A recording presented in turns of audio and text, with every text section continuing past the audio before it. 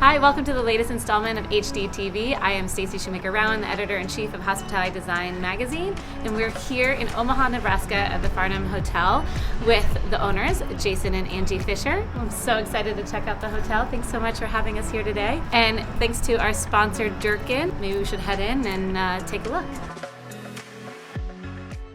This is your first hotel, correct? Absolutely, yeah. Jason is in commercial real estate. Okay. Bought the building that the hotel has been developed in and came home one day and told me we were doing a hotel. This is a 15-story office building. That's how it was built. And I always loved it. Even still looks modern, even though, it's designed and built in 91. But I love the setting. It's right in the heart of the old market. And I felt like this was a gem that really needed to be, rejuvenated. And originally we thought we were going to put a luxury apartments in the building and mix that with office. And just really could not get a good feeling and didn't feel like the energy was going to be right. Started looking at hotels, and the rest is sort of history. Yeah. So what did you want to create for the community? Because you both live and are from Omaha, correct? Yeah, we're both Nebraskans. Basically, I think when we decided this was what we were going to do, we wanted to make sure that we were offering something that was unique and special and raise the bar as far as design and offering service level, from food and beverage to guest rooms, to a level that Omaha hasn't really ever seen. And we travel enough and are really interested in design anyway, and so it was really a kind of a passion project to be able to put all of what we think is great about Omaha into this beautiful new package. And I have to say, even, my first time in Omaha, even though I lived in Lincoln, Nebraska for part of my childhood, it's amazing, this setting. Talk a little bit about where you're located and what's out your front doors, because I think people would be surprised who haven't been here before. Well, I think this location was tremendous from the outset because of what's kind of in our backyard, which is Omaha's Old Market, which is just a really cool historic district. And then there was a major park redevelopment on our front yard that just opened this year. They've developed this beautiful, very well programmed park area and sculpture garden and kids play areas and an outdoor amphitheater.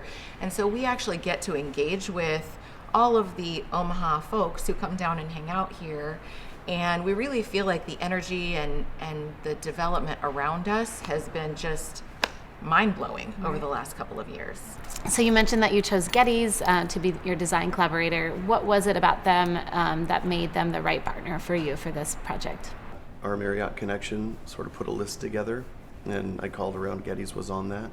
Called around, and then we interviewed several, and just felt like it was a cultural fit, and that that's almost more important because right. You're gonna be enjoying blood, sweat, and tears, right? And so that was great, and it felt good from the first meeting. And then we went out there sort of to Chicago for a final interview, and it was, we knew in your gut and everywhere that it was the right choice. What did you tell them to create, or what did you want them to create? What was your direction for them to go off of? I think our biggest thing was that we wanted to provide something that was a higher caliber of design.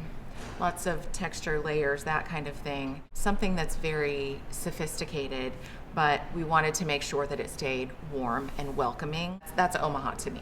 It's this great place. It's got all these layers of sophistication and culture, but when people come here, you're welcome. And you can feel that in the hotel, I believe. I think they, did a really great job of interpreting what we were hoping for in order to be able to get that done. Especially as new hoteliers, were there any major challenges or lessons learned along the way? Some of the challenges, we had existing office tenants in the building that we had to move and relocate, and during COVID. Yeah. And just deciding what was the best floors to put hotel rooms and office tenants, that was sort of the beginning of the challenges. And then anytime you do major development in the heart of a city, it's amazing what you can find when you get in the dirt. Yep. So we found, on the south side, we found old tracks from the trolley that no one knew was still there. there's fiber lines that we couldn't figure out who owned them for weeks and weeks, and some of those construction things were interesting. Yeah. But we never wavered. The team, nobody wavered off the vision. Right. And so I think we didn't know any better. Ignorance is bliss. We just felt like, Sometimes it oh is, well, yeah. this is There the we way go. it is. Yeah. So it's always like this, I guess. Does that mean there'll be more hotels from you two? We'd love to do more. Yeah. Yeah. So I know it's hard to pick your favorite place or moment in this hotel. It's like picking your favorite kid, but do you have a favorite moment or a place that you're most proud of in the space? I think for me, my favorite part is probably the arrival experience. We put together this kind of aha moment. The reception desk is a piece of art. There's a beautiful painting behind the desk. There's a beautiful sculpture next to the desk. And I think it just sets the tone for the wow and the surprise that this hotel is going to offer to the guests as they pass through. The art, which is all sourced locally, certainly should be one of your favorite parts, and probably mine too. There's a piece, there's two pieces actually that were done by our project team members, and both of them came to us with ideas and wanted to be considered, and really wanted to put something that they were passionate about in the hotel. So the front desk artwork was one of our project managers, and she actually did two paintings in case we didn't like the first one. We liked them both, so we put them both in the hotel. But there's a art installation in Dynamite that is charred members of the floor joists, and there's from a restaurant in town that's really meaningful for Omaha that had a major fire 6 years ago called M's Pub. It's just a real, it's a great connection to Omaha history and to the people of Omaha, which is, really what we're trying to represent here at the hotel. So thank you so much for joining us today. It's been such a pleasure to chat with you. And I think now we're going to join Matt and Ben from Gettys Group and get a tour of your beautiful hotels. Welcome to the Farnam. Thanks so much for having us. How's it going? Good. How are you? Great. Good. Matt and I are excited that you're here today. Yeah, I'm excited to be here. So tell us about the space. How did you first want to take what Angie and Jason wanted to create and translate that into your design? Well, it was really obvious the passion Angie and Jason had, and we wanted to make sure we bring that to life. And I think one of the things we talked a lot about was there's a perception of Omaha, Nebraska being plain. Yep. And really our concept was anything but plain. So through the design, you'll see sort of old and new and layering, architectural moments, FF&E details, sort of unexpected. So it's really kind of celebrating all of that in a cohesive manner. Right. And what kind of research did you do to figure out what you wanted to create or what you should create here? Part of our history was the research of Henry Farnam. And he Okay. was really the first entrepreneur of Omaha, and he actually struck the deal with President Lincoln to get the railway to stop here in Omaha, not cool. just bring it through Omaha. So that idea of the entrepreneur has always been alive in Omaha, from Henry to Warren Buffett to Angie and Jason, the modern entrepreneurs. Right. So that spirit of trying to make things sort of better than the last generation has always been here, and so we wanted to sort of set the stage for the next entrepreneurs. Oh, that's very cool. Well, should we walk this Yeah, let's space walk. and check it out? Okay, so you mentioned the reception desk. We wanted this to be inspired by railway ties, and when the mill workers were putting this together, they were the ones that found this reclaimed wood that served perfectly. So it's really inspired by the railway, but has a little bit more of a history with the reclamation of the beams. Yeah. And then you get the modern railway above. So this was kind of the historical, and then this was the modern interpretation of railway ties. Yeah. And it really sort of anchors that space. I mean, Jason and Angie's vision was really to have a high impact first impression. So you see that layering from sort of the found object to the local artist to the modern interpretation of light through sculpture. I think the lighting of the project in general, along with the carpet design, it's all very artistic. Right. So it's not necessarily just sort of simple architectural lighting. The lighting makes a statement, the carpets make a statement, and they become memorable as far as when you're in the space, something that you might talk about. And the entire lobby is super residential. I love, it's just like almost like a welcome hug. Yeah, I mean, it's really cozy, and I think that spirit of anything but plain you see kind of carry through simple details and some of the FF&E, whether it's the layering of tables or the idea of the end table built into a sofa or the coffee table reimagined in a different way. So we wanted to look at things like an entrepreneur. Right. It wasn't anything simple specified, a lot of sort of custom bespoke pieces brought to life here with the design. And then one of the showstoppers is this area rug. Yep. Durkin did the area rugs in the lobby space here. So these are hand-tufted wool area rugs, and the pattern is inspired by the state bird of Nebraska, which is the meadowlark.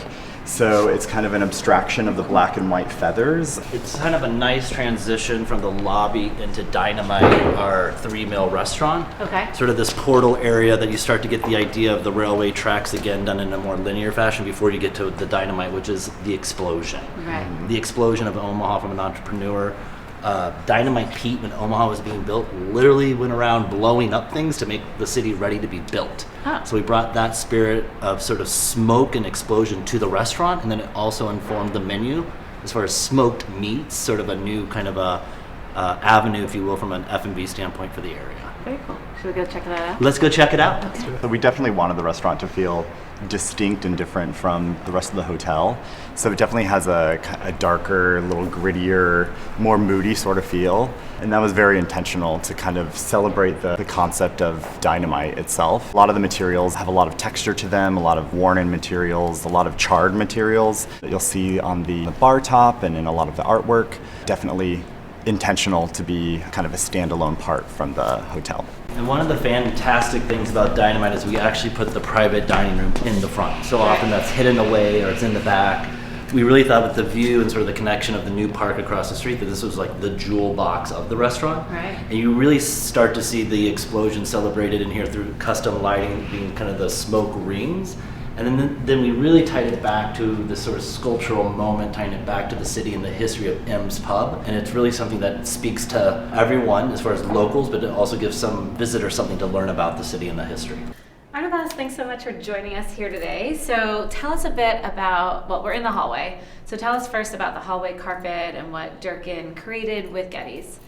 I think the overall feel was just to kind of bring the whole city together, bring life, bring communities together. So they use the Missouri River as one of the concepts and the goldenrod as a state flower that we worked with, but we kind of made it modern and contemporary. The whole look is very masculine in a way, but gorgeous, like very stunning. And we were able to work with our Definity product. We have a wide range of product platforms, so we were able to use what they were really envisioning and make sure that we are preparing them up with the right product that will be worth putting in the corridors. I personally love it a lot because it gives you a really good dimension of cut and loop. And I think when we were trying to capture the Missouri River and the goldenrod, we wanted to kind of elevate some of the elements in the carpet. So we kind of played a lot with the cut and loop of how we wanted to place it. As you know, all our tufted products are made in US, which is, I feel it's a highlight. But all our products are beyond carbon neutral with an additional offset of 5%. So I think we're very fortunate to be on the front end of the industry. Yeah. So we're in one of the 24 suites. Tell us what you wanted to create here and how you wanted to continue that elevated experience. So, one of the great things about this hotel is the suites all have views. And these start to feel really like apartments, built out with sinks and islands and walk-in showers at a level of sophistication that has surround sound, temperature controlled digitally, body sprays, rain showers, hand showers. So these are truly special suites. Even for an autograph, we took it to the next level. And part of that was based on just, Jason and Angie's passion of making these suites a destination in Omaha. Sometimes design challenges bring out the coolest spaces. And talk about placemaking. We had voluminous spaces, but we still didn't want it to feel like you were swimming around, and even in the large suites. It created an opportunity in several of them where to get natural light into the bedroom, we were able to do kind of a full wall that opens up and a double sliding door that just makes it feel like it's truly a loft apartment. Versus any kind of hotel rooms. All right, so we're in a typical guest room, king guest room. Tell us what you wanted to create up here. How did you want to bring the residential feeling into these spaces? I think the goal in creating a warm, welcoming, inviting guest experience starts in the lobby with kind of a living room feel, and then all of the guest rooms have just a very comfortable, cozy kind of feeling to them, despite the fact that the room sizes are actually very large. The hotel is built in a building that was already here that laid out perfectly for hotel rooms. Yeah. There are a lot of unique little touches that are reminiscent of kind of some of the inspirations for the hotel. Yeah, one of the interesting things that we had as an advantage, this being an adaptive reuse, is the really, really tall ceilings that the building has. So, typically we don't get that in a guest room, and it seemed like, it is an amazing feature, but there was a challenge of making sure that the room still felt intimate and homey and relaxing with such tall ceilings. You don't want it to feel like a cavernous space. So we created this datum line that goes around the room and kind of painted it out darker on the ceiling to kind of bring that scale down to make it feel a little bit more approachable and a little bit more homey. And then we've incorporated some of those industrial elements into the room with the pulley that the artwork hangs off, as well as kind of the rail that the TV hangs off of. There's all these little details that are nods to the industry of Omaha, but the scale still feels right, and it feels very comfortable and homey. And speaking of details, the carpet too. Yes. Talk a little bit about that design, because I know that was important. The design of the carpet was inspired by a flooded field of crops.